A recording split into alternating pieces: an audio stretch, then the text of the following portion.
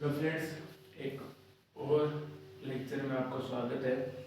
और आज हम जो पढ़ने वाले हैं, पिछले जो प्रीवियस क्लासों में हमने लगभग 6 टॉपिक को कवर कर लिया है 4 लेक्चरों के अंदर, ठीक है। और अगला हम जो टॉपिक शुरू करने वाले हैं वो अपना क्वांटम संख्या है। उससे पहले हम क्या पढ़ने वाले हैं, कक्षा व कक्ष के अंतर, ठीक है। क्वांटम संख्याओं से पहले आपको ये दो परिभाषाएं के बारे में आपको समझ में आ जाना चाहिए, तो पीछे जो आगे आने वाले टॉपिक है वो आपके लिए और आसान बन जाएंगे, ठीक है। देखिए, कक्षा क्या होती है और कक्ष क्या होते हैं। वापिस हम बोर भाषा की तरफ चल रहे हैं। हमने पिछली बार भी पढ़ा था कि ये क्या होता है, नाभिक, जिसके अंदर आपको न्यूट्रॉन और प्रोटॉन मिलते हैं, दोनों मिलकर क्या बनाते हैं, न्यूक्लियस बनाते हैं, ठीक है। और इसके चारों ओर क्या होती है, इस प्रकार से वृत्ताकार संरचना होती है, जिसके अंदर क्या इलेक्ट्रॉन चक्कर लगाता है, ठीक है। इसलिए जो डायब्रोग्लियम है इसको सविस्तर समझेंगे, क्यों चक्कर लगाते हैं, क्या इलेक्ट्रॉन पास होना चाहिए, ठीक है। रिवीजन आप करते रहिए पिछले वाली क्लासों का। ये जो वृत्ताकार संरचनाएं मिल रही है, इसी को हम क्या बोलेंगे, कक्षा बोलेंगे, या इसका एक और नाम है कोष, ठीक है। यहाँ से आपको दो चीजें समझ में आती है, दो चीजें क्लियर हो जानी चाहिए। पहली, कोष और कक्षा कुछ अलग नहीं है, एक ही चीज है, ठीक है। अब देखिए, मैंने पिछली क्लास में हम पढ़ रहे थे कि मैंने कहा था श्रोडिंगर समीकरण में एक पद था साइन स्क्वायर। मैंने क्या कहा, वो क्या बता रहा था कि जो एक 3D आयाम है, आकाशीय क्षेत्र है, उसके अंदर जो इलेक्ट्रॉन पाए जाने की जो अधिकतम मात्रा है, पाए जाने संभावना, उसको ये व्यक्त करता है, ठीक है। तो इसका जो नाम है ना, उसका नाम होता है कक्षक। इसका नाम क्या होता है, कक्षक होता है, या इसको हम कह सकते हैं उपकोष। उपकोष बोलते हैं इसको। और इसको दर्शाया किसे जाता है, एस, पी, डी और एफ से दर्शाया जाता है, जिसको हम सविस्तार से आगे के टॉपिक में इसको कवर करेंगे, समझ में आ गया होगा। कक्षा क्या होता है, कक्ष क्या होता है, कक्षा को ही कोष कहते हैं और कक्ष को ही क्या कहते हैं, हम उपकोष कहा जाता है, ठीक है। अब अंतरों की बात करते हैं, तो पहला अंतर ये पूछे तो क्या होता है, कक्षा क्या होता है, समझ में आ गया। आप लिख सकते हो कि कक्षा होती है, वो क्या दर्शाते हैं, वो परमाणु का आकार दर्शाते हैं। पहला टॉपिक है, क्या दर्शाते हैं, ये परमाणु का आकार दर्शाते हैं, आकार दर्शाते हैं। देखिए, अगर मैं बात करूं एक अक्ष को ना, तो देखिए, अगर मैं बात करूं तो एक अक्ष, एक है कक्षा इसकी, तो आकार छोटा है। जैसे कक्षा बढ़ते जा रहे हैं, आकार भी क्या हो रहा है, इसका इंक्रीज हो रहा जा रहा है, ठीक है। और इसको हम वैल्यू को किससे डिनोट करते हैं, n बराबर 1 से करते हैं। n से इसको बताया जाता है कक्षा को, और इसे 1 से डिनोट करते हैं, और इसका सूत्र क्या होता है, वो होता है 2n²। अब वैल्यू पुट कर लीजिए इसको। देखिए, जो कक्षा होता है, जैसे ये 1 2 3, ठीक है। और यहाँ पर मान लेता हूँ मैं एक कक्षा और बढ़ा देता हूँ। इसको कैसे दर्शाया जाता है, n का नाम होता है k, l, m, और n से इसको सॉल्व किया जाता है, ठीक है। अगर मैं बात करूँ k के अंदर, ये क्या है, इलेक्ट्रॉन, अधिकतम जो इलेक्ट्रॉन कितने भरे जाएंगे, अधिकतम इलेक्ट्रॉन की संख्या को दर्शाता है, ये अधिकतम इलेक्ट्रॉन की संख्या को दर्शाता है। अगर मैं k कक्षा की बात करूं तो वैल्यू क्या होगी, हमकी 1 होगी, तो वर्ग कर लीजिए इसका। तो पहले कक्षा के अंदर इलेक्ट्रॉन कितने आएंगे, 2 आएंगे, ठीक है।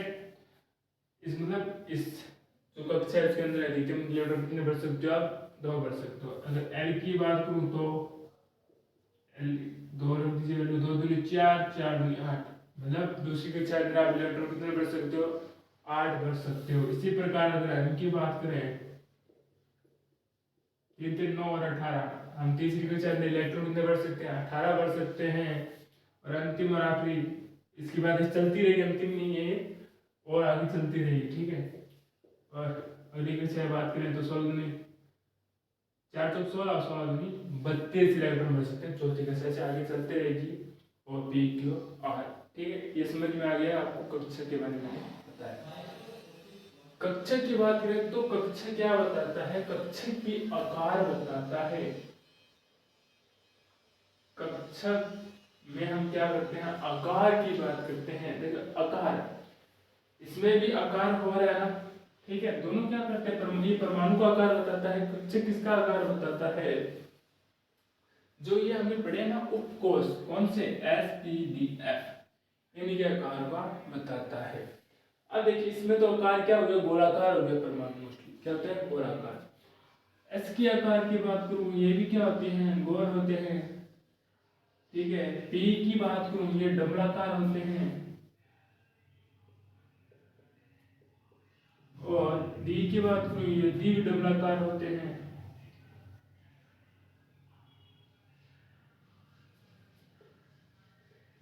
डी डबलाकार होते हैं। मैं आपको आकार बताने का प्रयास करूँ, आकार इसको इस प्रकार से शो किया जाता है, ठीक है, और डबलाकार को आप इस प्रकार शो कर सकते हो, डी डबलाकार को हम कुछ इस प्रकार से दर्शा सकते हैं, ठीक है। इसमें अधिकतम इलेक्ट्रॉन कितने भरे जा सकते हैं, 2 8 32। तो एस में बात करें तो एस में हम इलेक्ट्रॉन कितने भर सकते हैं, एस की इलेक्ट्रॉन की बात करें तो अधिकतम इसमें हम भर सकते हैं 2 इलेक्ट्रॉन भरे जा सकते हैं। पी की बात करें, पी के अंदर हम कितने भर सकते हैं, पी के अंदर हम भर सकते हैं अधिकतम 6 इलेक्ट्रॉन भर सकते हैं। इसी प्रकार से इसकी बात करते हैं, किसकी, डी की, जिसमें हम 10 इलेक्ट्रॉन भर सकते हैं।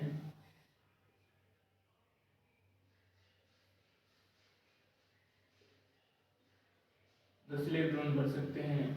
और इसी प्रकार से एफ में कितने भर सकते हैं, हम 14 इलेक्ट्रॉन भर सकते हैं, ठीक है। अगली बात करें तो दिशा की बात करते हैं। इलेक्ट्रॉन की बात होगी तो हम अगली बात क्या करते हैं, दिशा की बात करते हैं। देखिए परमाणु कोई भी दिशा नहीं दिखाता है, यह अदिशात्मक होता है। परमाणु क्या करता है, किसी प्रकार आपको दिशा का ज्ञान नहीं देता है। जबकि हम बात करें पी के अलावा, पी भी गोल है तो गोल की ये भी दिशा ज्ञान नहीं देता, परंतु हम पी और डी की बात करें तो ये दिशाओं का ज्ञान देते हैं कि कौन सी दिशा है, ठीक है, दिशा का ज्ञान हमें करवाते हैं।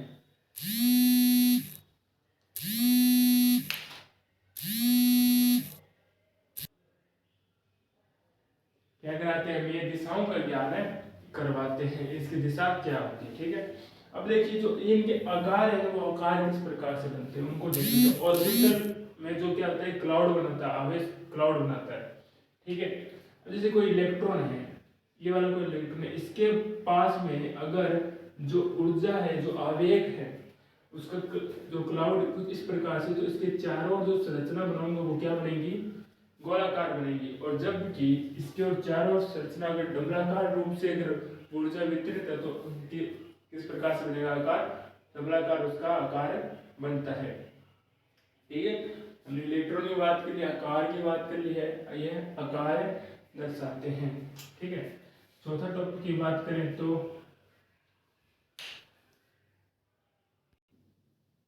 ठीक है, और अंतिम आखिरी है कि चौथा जो अंतर बता सकते हो आप इनमें। तो इसमें देखिए सूत्र में बता दिया कि इसको 2n² के द्वारा व्यक्त किया जाता है, परंतु जब हम कक्षा की बात करते हैं तो इसका जो सूत्र होता है उसको 2l+1 के द्वारा इसको क्या करते हैं, हम दर्शाते हैं इंटू 2। अब देखिए l क्या होते हैं, l की वैल्यू n पर निर्भर करती है, इनको क्वांटम संख्याओं के द्वारा व्यक्त करेंगे।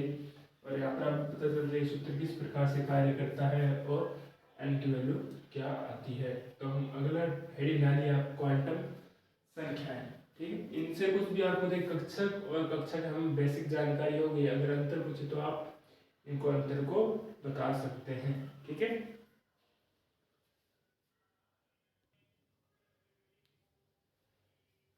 हेलो फ्रेंड्स,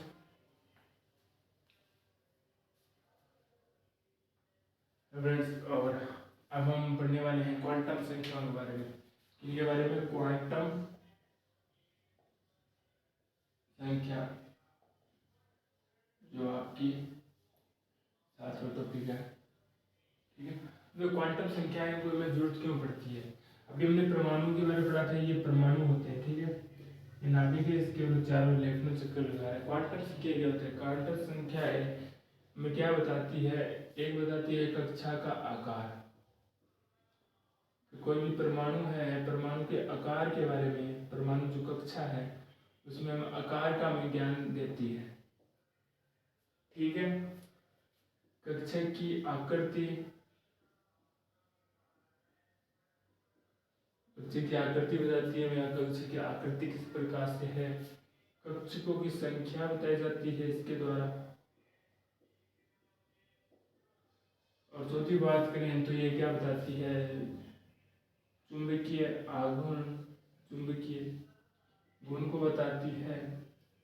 और आखिरी और अंतिम बात करें तो ये चक्रण को बताती है। क्वांटम संख्या क्या करती है, कोई जो इलेक्ट्रॉन है उनमें परमाणु के अंदर क्या बताती है, वो आकार को बताती है, कक्षा की आकृति, कक्षों की संख्या बताती है, और चुंबकीय गुण और आखिरी और अंतिम चक्रण को क्वांटम संख्या बताने का कार्य करती है। किस प्रकार से बताती है, किस प्रकार से, एग्जाम्पल जो पोस्टमैन क्या करता है, जैसे हमको लेटर लिखते हैं, उस लेटर के अंदर आपको दिखाया होगा कि आपके घर का पता होता है, उसके अंदर साथ में क्या होता है, आप किस सिटी से हैं, ठीक है, और आपका पिन कोड क्या, आपका नंबर, सब जानकारी जिस प्रकार से उस पोस्ट कार्ड में दी जाती है, उसी प्रकार से क्या होता है कि परमाणु की संपूर्ण जानकारी देती है परमाणु कौन सा है। ये जब हम क्वांटम संख्या कर लेंगे तब हम एक एग्जाम्पल के थ्रू भी इसको समझने का प्रयास करें, क्वांटम संख्या किस प्रकार से चीजों का हमें ज्ञान करवाती है। ठीक है, 4 क्वांटम संख्याएं होती है, क्या होती है, क्वांटम संख्या कितनी होती है, 4 होती है। पहले बात करें तो क्वांटम संख्या से होती है मुख्य क्वांटम संख्या, मुख्य क्वांटम संख्या जिसको हम व्यक्त से करते हैं, n से व्यक्त करते हैं। दूसरी बात करें द्विघाती क्वांटम संख्या, इसको हम व्यक्त से करते हैं, n के द्वारा व्यक्त करते हैं। चुंबकीय क्वांटम संख्या जिसको हम व्यक्त से करते हैं, m से व्यक्त करते हैं। और चक्रण क्वांटम संख्या है जिसको हम व्यक्त से करते हैं, s से व्यक्त करते हैं। तो आपकी 4 क्वांटम संख्याएं हैं, l, m और n है। ठीक है, इनको एक बार एक करके हम पढ़ेंगे। पहली बात करते हैं मुख्य क्वांटम संख्याएं। तो हमने देखिए अभी हम कक्षक और कक्षा के जो अंतर कर रहे थे, मैंने उसमें बताया था कि आपको जो ये भारी कक्षा होती है ना, कक्षा ये होती है, इसको बोलते हैं n, ये होती है हमारे पास कक्षा, क्या होती है, कक्षा। ठीक है, गोलाकार संरचना उसको हम कक्षा बोलते हैं। और हमने इसमें पढ़ा भी था कि ये क्या बताते हैं, इसके आकार को बताते हैं, परमाणु का आकार कितना बड़ा है उस आकार को कौन बताते हैं, कक्षा बताते हैं। अर्थात मुख्य क्वांटम संख्याएं किसी भी जो परमाणु है उसके आकार को बताने का कार्य करते हैं। और अधिकतम जो हम इलेक्ट्रॉन की कितनी संख्या उसको 2n के स्क्वायर के द्वारा हम समझ सकते हैं। हमने देखा था अंतरों के अंदर कि हम इसको किस प्रकार से हम कि n और m और n की में कितने अधिकतम इलेक्ट्रॉन भरे गए थे, समझ में आ रही। तो इसको व्यक्त किसे करते हैं, n से व्यक्त करते हैं, जो कि हमें क्या दर्शाती है, हमें मुख्य क्या दर्शाती है, आकार को दर्शाती है, जिसको n से व्यक्त किया जाता है, ये के एल एम एन होते हैं। ठीक है, समझ में आ गया, ये मुख्य क्वांटम संख्या क्या करती है, आकार को दर्शाएगी ये। ठीक है, n सूत्र इसका 2n स्क्वायर होता है, और वैल्यू पुट करते जाइए और अधिकतम इलेक्ट्रॉन संख्या यहाँ पर आप इसमें बढ़ सकते हैं। ठीक है, n वाली क्वांटम संख्या समझ में आ गई होगी आपको। दूसरी बोलते हैं द्विघाती क्वांटम संख्या। द्विघाती क्वांटम संख्या क्या होती है, वो देखिए, ये मुख्यतः क्या करती है, जो कक्षक की जो आकृति है, क्या करती है, मुख्यतः कक्षक की आकृति आपको दर्शाती है। आकृति अभी हमने बात की थी अंतरों के अंदर, नमलाकार, द्विडमलाकार और गोलाकार। तो एफ की जो आकृति होती है वो थोड़ी सी जटिल होती है, थोड़ी सी उसको आगे में जब इनको स्थिति से और पढ़ेंगे एसपीडीएफ को तब बात करेंगे। ठीक है, क्या करती है, अधिकतम में क्या करती है, हमें कक्षक की आकृति की बात करते हैं। कक्षक की आकृति किस प्रकार होती है, मैंने बताया था आपको, जो एस होता है वो गोलाकार होता है, जो कि पी होता है वो डमलाकार, और डी होता है वो द्विडमलाकार है। होता है। अब बात करते हैं तो n की जो वैल्यू है, n का जो मान है वो किस प्रकार से निकाल सकते हैं, कैसे निकाला जाता है। अगर देखिए, अगर n की वैल्यू कहीं पर 1 है तो l का मान क्या होगा, वहां पर 0 होगा। ठीक है, तो इसकी जो l का मान है हम एक सूत्र से निकाल सकते हैं n-1। जो l की जो भी मान है हम n-1 से निकाल सकते हैं। सपोज जैसे n की बात करूं तो इसमें n की वैल्यू 3 है, तो n का मान इसमें कितना आ जाएगा, 2 आ जाएगा। ठीक है, तो इससे क्या तात्पर्य निकलता है, इससे तात्पर्य क्या निकलता है वो बताते हैं। अगर जैसे देखिए, अगर किसी का मान 0 आ रहा है तो उसमें सिर्फ और सिर्फ क्या होगा, पी एस उपकोशी होगा। मतलब कि अगर आप के वाली प्रथम अगर कक्षा की बात करें तो उसके अंदर आपको क्या दर्शाया मिलेगा, सिर्फ एक ही उपकोष मिलेगा। ठीक है, जैसे हाइड्रोजन की बात करते हैं, हाइड्रोजन 1 नंबर पर आता है तो उसको हम कैसे करते हैं, 1s1 करते हैं ना। ठीक है, और उसमें अधिकतम इलेक्ट्रॉन कितना मिलेगा, 2 बड़े जाते हैं, हीलियम के लिए 3 होता है। और इसमें उपकोष कौन सा आ रहा है, 1s2 ही आ रहा है, मतलब एक ही उपकोष आ रहा है। ठीक है, अगर बात करें एल की, बात कर लेते हैं। एल में एन की वैल्यू कितनी होगी, 2 होगी। मान रख दीजिए 2, और एल का मान कितना आ रहा है, 1। ठीक है, तो देखिए 0 से गिनना है आपको, गिनती कहाँ से करनी है, 0 से। इसमें क्या है, एक तो 0 आ जाएगा और 1 आ जाएगा, मतलब इसमें उपकोष कितने हैं अपने पास, 2 है। उपकोष कौन कौन से, एस और पी। ठीक है, अगले आप देख लीजिए, जैसे 3 है, हाइड्रोजन, बेरिलियम। ठीक है, नाइट्रोजन निकाल लीजिए, कार्बन का निकाल लीजिए। तो एस और पी के अंतर्गत 2 ही उपकोष आएंगे जिसके अंदर हम इलेक्ट्रॉन को भर सकते हैं। ठीक है, तीसरी की बात कर ले तो इसी प्रकार से एल की वैल्यू 2 के लिए वैल्यू आ जाती है 1/2। तो इसमें जो उपकोष होंगे एस, पी और डी उपकोष आपको देखने को मिलते हैं। और अंतिम एल बराबर 3 की बात करूं तो इसमें जो कक्षक है वो 1, 2, 3, 4 देखने को मिलते हैं। इसमें एस, पी, डी और एल। ठीक है, ये क्या बताते हैं, हमें उपकोषों की संख्या को भी बताते हैं। साथ में कक्षा की आकृति बताते हैं, उपकोष की संख्या। उपकोष को आप कक्षा कह सकते हो, कक्षों को संख्या भी बताता है। ठीक है, उपकोषों की संख्या को ये दर्शाता है। उपकोष कितने, इसमें उपकोष 1 है, इसमें 2 है, इसमें 3 है, इसमें 4 है। ओके, कोई कंफ्यूजन नहीं होगी आज तक आपको, समझ में आ गया। एल की वैल्यू कैसे निकालते हैं, एल इक्वल टू n-1 से आप इसके मान निकाल सकते हो। और मैंने आपको एग्जाम्पल थ्रू बताया कि हम एल की वैल्यू किस प्रकार से निकाल सकते हैं। तीसरी होती है चुंबकीय क्वांटम संख्याएं। चुंबकीय क्वांटम संख्या क्या करती है, कक्षकों की संख्या बताती है, कक्षक कितने हैं उसके अंदर। मतलब जैसे ये बात करता हूँ मैं इसकी, ये वाला, तो ये हम सिर्फ एस की बात करते हैं, उसमें अधिकतम इलेक्ट्रॉन कितने भर सकते हो, तो भर सकते हो, ये कक्षक। ठीक है, ये उपकोषों की संख्या बताते हैं, ये किसकी बताता है, कक्षकों की संख्या बताता है। इसमें कक्षक कितने, छोटे छोटे ब्लॉक्स कितने हैं इसके अंदर। ठीक है, इसकी वैल्यू कैसे निकालते हैं, इसकी वैल्यू निकलती है -L से आप +L से +L तक वैल्यू इसकी निकालते हो, -L से +L तक की वैल्यू निकालते हो। इसकी बात करते थे, देखिए इसमें अगर बात करें तो L 0 है तो L की वैल्यू इसमें कितनी है, 1 ही है। L की वैल्यू इसमें कितनी है, 1 ही है, कुछ नहीं होगा, 1 है बॉक्स बनेगा, जो मैंने S के लिए आपको बता दिया इस प्रकार से। ठीक है, अगर L इक्वल टू A की बात करूं तो -1 से +1 मतलब -1, 0 और +1 कितनी मान आ रहे हैं, इसमें 3 मान आ रहे हैं ना।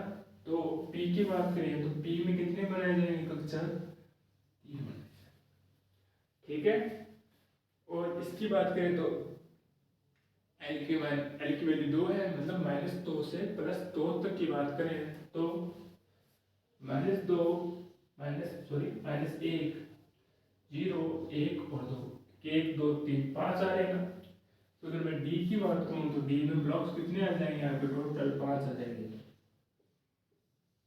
ये आगे यहाँ के 5 ब्लॉक्स आ गए D के अंतर्गत। इसी प्रकार से अगर आप बात करो इसकी, तो ये -3 से +3 तक आ रही है। कितने आ रही है? -3 से +3 तक इसकी वैल्यू आ रही है। टोटल ब्लॉक्स में कितने हो जाएंगे, कक्षा कितने हो जाएंगे इसके अंदर?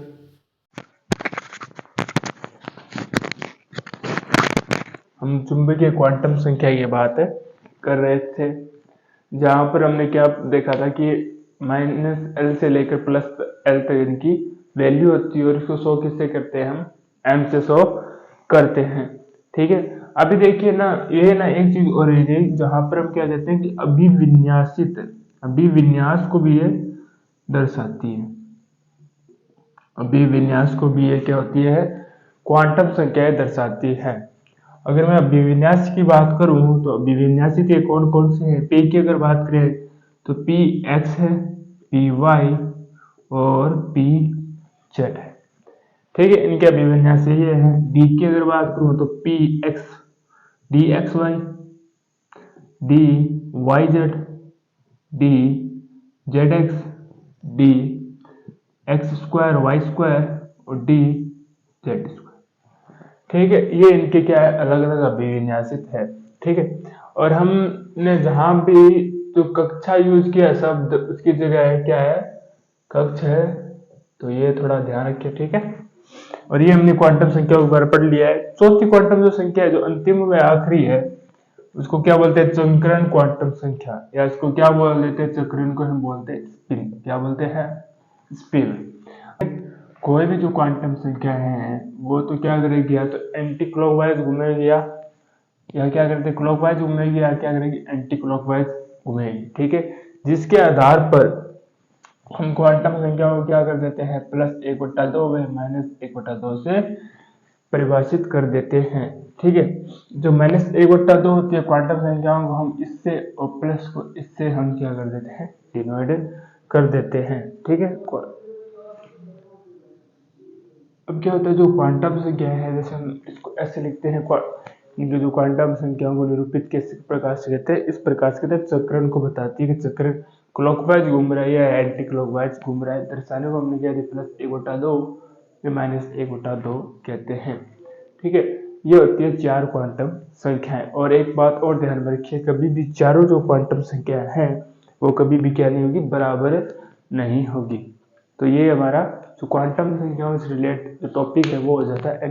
एक एग्जाम्पल के थ्रू हम समझने का प्रयास करेंगे क्वांटम संख्याओं से प्रश्न किस प्रकार से बन सकते हैं।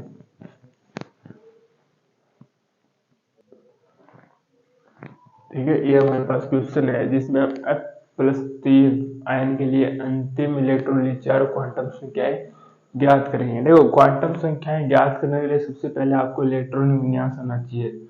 क्या आना चाहिए आपको? इलेक्ट्रॉनिक विन्यास, जो इस यूनिट के अंतिम टॉपिक तक हम सीख जाएंगे, आपको लगभग सभी को आने लग जाएगी। तो हम Fe3, पहले Fe का आपको पता होना चाहिए।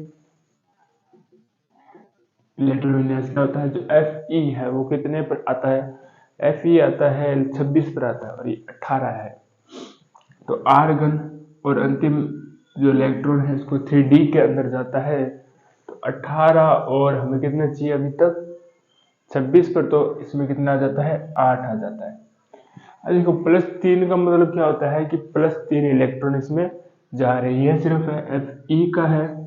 अगर मैं Fe+3 का बात करूँ, 3 इलेक्ट्रॉन D कक्षा से निकल जाते हैं तो ये बना लेगा आपको 3D5 बना लेगा। ठीक है, अब बात करते हैं N की। देखो, N की वैल्यू आप किस प्रकार से निकालते हो? जो अंतिम इलेक्ट्रॉन, मतलब N की वैल्यू जो सबसे बड़ी होती है ना, N की वैल्यू क्या होती है? जब सबसे बड़ी होती है वो क्या होती है हमारे पास? वो N कहलाता है। उसमें N क्या होगा? 3 होगा। ठीक है, अब अपने N की वैल्यू जब निकाल ले, N की वैल्यू 1 उससे कम कर दो, क्या होती है? N-1 इसका सूत्र होता है। तो 3 - 1 ये क्या हो जाती है? L की वैल्यू आएगी आपके पास 2 आ जाती है।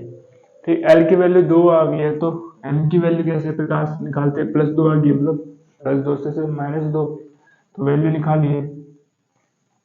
2 - 1 0 1 +1 और +2, इनमें से आप कोई भी मान रखिए वो M की वैल्यू मानी जाएगी। अब ऑप्शन के अंदर -2 भी दे सकता है, -1 भी देख सकता है, +2 भी, सभी वैल्यूज इसमें वैल्यू इसकी सही है m की, ठीक है। अब अंतिम बात की स्पिन की।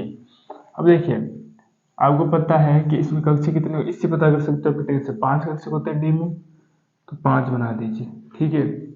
अब देखिए 5 इलेक्ट्रॉन है, सभी एक नियम होता है कि पहले क्या होता है, सभी में एक एक इलेक्ट्रॉन भरा जाएगा, कोई इलेक्ट्रॉन खाली नहीं होगा, तब तक एक एक सभी नहीं भर जाते, नहीं जाते कि 7 होंगे, फिर क्या होगा, इनका युग्मन स्टार्ट हो जाएगा।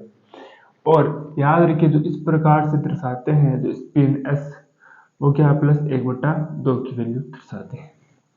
कौन से दर्शाते हैं, +1/2 की वैल्यू दर्शाते हैं, तो एस क्या है इसके अंदर है +1/2 है, ठीक है। क्या है, +1/2 है